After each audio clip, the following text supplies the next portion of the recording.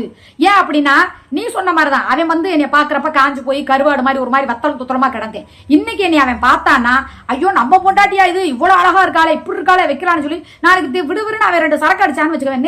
விறுவிறுன்னு வந்து Thirunagar police station நிப்பான். ஆதாரத்தோட நிப்பான். ஆதாரமே இல்லாம அவளே பொண்டாட்டின்னு தன வேத்துக்கிட்ட போயிட்டு வந்தாலே பொண்டாட்டின்னு நிக்கும் போது ஆதாரத்தோட அவன் திருப்பா கூட்டிகிட்டு வந்து நிப்பான். ஆமாங்க எங்க அப்பா அப்படின்னா முடிஞ்சு போச்சு சோழி.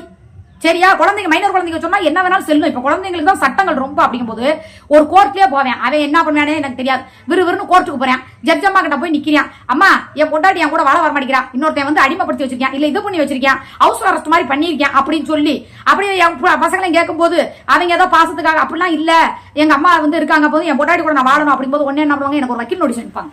அனுப்பி என்ன உன் வீட்டுக்கார கூட வாழ்றியா வாழலையா என்ன பதில்னு சொல்லி. ஏன்னா பொம்பளைங்க போய் போட்டா பொம்பளைங்களுக்கு சட்டத்திட்டம் அதிகமா இருந்தாலும் அவன் வந்து பசங்க மேல பாசமா இருக்கான். ரெண்டாவது அவன் வந்து உன்ன மாதிரி எவ்வளவு கூத்தியா வப்பாட்டி கல்யாணம் எதுவும் பண்ணல. பிள்ளைங்களுக்காகவும் பொண்டாட்டிக்காகவும் அவன் தனிமையிலேயே வாழ்றான். அவனுக்காகவே கண்டிப்பா சட்டத்துல இடம் உண்டு. திடீர்னு என் பொண்டாட்டிய வர சொல்லுங்க, ஏதாவது ஒண்ணு பதில் சொல்லுங்கன்னா என்னன்னு போய் நான் சொல்லுவேன். நீ முதல்ல இந்த மாதிரி வாழ்க்கை வாழ்ந்தது தப்புமா, நீ தாமா அவனுக்கு நஷ்டம் கொடுக்கணும். நீ உன்னை யாருமா டைவர்ஸ் கொடுக்காம போய் நீ இந்த வாழ்க்கை வாழ இப்ப என்ன லிவிங் கொடுக்கறதா இந்த வாழ்க்கை இது வாழலாங்கிறது சட்டத்துல இருக்குது. சரியா? நான் என்ன சொல்றேன்னா இவெல்லாம் வாயிலேயே வடை சுட்டுக்கிட்டு நான் இப்படி பண்ணிருவேன் அப்படி அவன் சொல்லவே மாட்டான். அவன் எப்ப செய்வேன் என்ன மாதிரி, ஏன்னா அவெல்லாம் ஒரு சைக்கோ மாதிரி. நான் வாழ்ந்தனால சொல்றேன் அவன் ஒரு மென்டல் மாதிரி.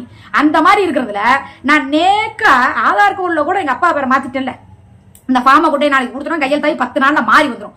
உன்கிட்ட கேட்காமலே உன் பர்மிஷன் இல்லாம எதுக்கு அவனை நம்ம தொட்டு தொடச்சு வச்சுக்கணும்னு சொல்லிட்டு என்ன அவனுக்கே தெரியாது இந்த விஷயம். நீ ஆதார் கார்டு ஏதாவது ஒரு மேட்டர் வரும்போது தான் தெரியும். சரியா? அப்படி இருக்கும்போது சும்மா இருக்கிறவளை எதுக்கு எப்ப பார்த்தாலும் நீ உன் குடும்பத்தோட இருக்கல, உன் குடும்பத்துக்கு நஷ்டம் இல்ல. முதல்ல ஒண்ணு நினைச்சுக்க, நீ என்ன நினைக்கிறியோ அதுதான் உனக்கு நடக்கும். நான் என்ன நினைக்கிறேன்னா அதுதான் நடக்கும். எப்ப பார்த்தாலும் உன் குடும்பத்துக்கு ஒன்னும் ஆகல, உன் குடும்பத்தை நீ விட்டு கொடுக்க மாட்டேங்கிறல, உன் குடும்பம். நான் அவன்கிட்ட பேசினா இல்ல அவன் இது வரைக்கும் என்னை தொட்டு பார்த்திருக்கானா, என்னை நேர்ல பார்த்திருக்கானா, இல்ல தப்பு தண்டா ஏதாவது பண்ணிருக்கானா, இல்ல உரசி அப்படியே நட்டுச்சு இப்படி பண்ணி அப்படி பண்ணி ஏதாவது ஒண்ணு பண்ணிருக்கானா? நீ எதுக்கு இவங்களே ஒண்ணு சேர்க்கிறியா? அவங்க பள்ளியோட போற பயலுக ஒரு விவரம் தெரியாத பயலுக. சரியா? அவன் இருக்கேன் அப்படின்னா சரி கடைசி வரைக்கும் வருவாளா அப்படிங்கிற ஒரு நம்பிக்கையில இருக்க. நான் அதை வேற மாதிரி கொண்டு போறேன், இது பண்றேன் வைக்கிறேன். இவங்களே ஒரு 10 நாள் பாண்டிச்சேரியில் அவளை தங்க வச்சு இந்த கையெழுத்து போறப்ப 10 நாள் தான் வச்சிருந்தேன். பாண்டிச்சேரிய பக்கமா சுத்தி எந்த ஏரியா வா உனக்கு நான் ரூட்டை காட்டுறேன்னு இன்னைக்கு பாண்டிச்சேரியில உட்காந்துருக்கா. ஒன்னே எது பண்றாளா, உன்னைய மதிக்கிறாளா, உன்னையே தானே கேட்டா. பொட்டப்பையிலே தேனா பையிலே கூணா பையிலே உரப்பனுக்கு பிறந்தியா உர்ராத்தலுக்கு பிறந்தியா, நீ வந்து இந்த மாதிரி உள்ளவன், நீ வந்து அந்த மாதிரி உள்ளவன் உன்னையே தானே கேட்டா.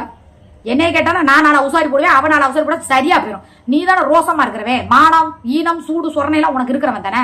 பாட்டு அடாடா பாலாக்கெல்லாம் நான் பாட்டு பாட ஆரம்பிச்சா நீ தாங்க மாட்டேன். அப்புறம் சொல்ற காசு கொடுத்து கருமத்தை விலைக்கு வாங்கிறேன். ஏன் காசு கொடுக்குற, ஏன் கருமத்தை வாங்குற? இங்க வேற ஹோட்டல்ல போய் மாசக்கணக்கா சாப்பிட்டா காசு கொடுக்கணும்.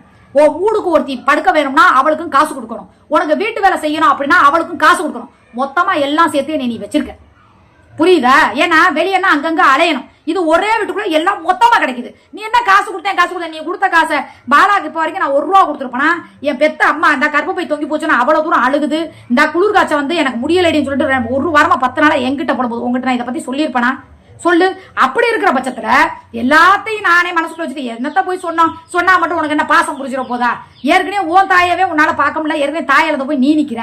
என் தாயை சொல்லும் போது என்ன பண்ண போற? என் தாயோட அருமை எனக்கு தான் தெரியும். சரியா? ஒரு 1000 ரூபாய் காசு கொடுக்கல, இவ்வளவு ரூபா நான் சம்பாதிக்கிறேன். சம்பாரிச்சு என்ன பண்றோம்? வக்கீலுக்கு பீஸ் கொடுக்கறது, போற வர்ற பெட்ரோலு, ரூமு, சரக்கு, சாப்பாடு, கறி அது இதுன்னு திங்கிற எல்லாம் செலவு பண்ற வைக்கிறோம்ல. அப்புறம் நான் காசை கொடுத்தேன். உன் குடும்பத்தை ஏதோ இது என்னை கொண்டாடிக்கு செஞ்சா என்னை தங்கத்தட்ட தூங்கிருப்பா. 50 லட்சம் ரூபாய் சொத்தை எழுதி வாங்கிட்டு உன்னை என்ன பண்ணாங்க? எழுதி வச்சு இல்ல ஒரு ஜெயில மனு பார்க்க வந்தாங்களா? இல்ல உனக்கு உடம்பு முடியலன்னு ஏதாவது வாங்கி மாத்திரை மருந்து வாங்கி அனுப்புனாங்களா? இல்ல நீ உடம்பு முடியாத கூட்டிட்டு போய் வச்சு 10 நாளா உனக்கு சுடுதண்ணி வச்சு மாத்திரை தண்ணி கொடுத்தாங்களா? இல்ல குளிக்க சொன்னாங்களா? இல்ல துணிமணி துவச்சு கொடுத்தாங்களா? உனக்கு அப்படியே வகையா ஆக்கி போட்டாங்களா? என்ன பண்ணாங்க? 50 லட்சத்தை எழுதி வாங்கிட்டு உன்னை ரோட்ல தானே விட்டாங்க. சொல்லு. நீ அப்பப்போ வாழ்ந்துகிட்டு இருக்கும்போது வாழ்ந்தியோ வாழலையோ அப்ப வந்து நிக்கும் போது தனியா தானே வந்த. அப்புறமா எழுதி வச்சா நான் 50 லட்சம் ரூபாய் சொத்து, எனக்கு 50 லட்சம் ரூபாய் சொத்து நீ எழுதிட்டியா? வாங்கி கொடுத்துட்டியா? சொல்லு. அங்க 50 லட்சம் செஞ்சு இல்ல உனக்கான 6 வருஷம் வாழ்றல, நீ 50 லட்சம் ரூபாய் சொத்தை எல்லாம் சம்பாரிச்சு கொடுத்து நீ கிளம்பு. சரியா? இப்பயும் சொல்றேன், நான் ஒரே மாதிரி நீ மட்டும்தான் இருக்கிறனாலதான் எனக்கு எந்த மன உளைச்சலும் இல்ல, எந்த கஷ்டமும் இல்ல, எந்த வேதனை இல்ல. ஆனா கூட இருக்கவ செய்யாத தப்ப வந்து நீ பாலா கிட்ட பேசுற, நீ பாலா கிட்ட கொஞ்சம் சொல்ல நான் ஒண்ணுமே பண்ண மாட்டேன். கடவுளே முருகா, நான் வந்து அப்படி சிரிச்சு அவன்கிட்ட பேசி சாப்பிட்டியா வச்சியா அதுவா இதுவா நான் கேட்டிருந்தா நீ வந்து என்ன ஏதாவது எனக்கு தண்டனை கொடு. இல்லைன்னா என் கூடவே இருந்துகிட்டு இவ்வளவு தூரம் பண்ணி கொடுத்து உனக்கு ஒண்ணு பார்த்து செஞ்சு கொடுத்து பார்த்து எல்லாம் பண்ணி வச்சு எல்லாம் பண்ணும் போது என்னை எதுக்கு உட்காந்துக்கிட்டு புண்ணை குத்துற மாதிரி குத்திக்கிட்டே இருக்கிய?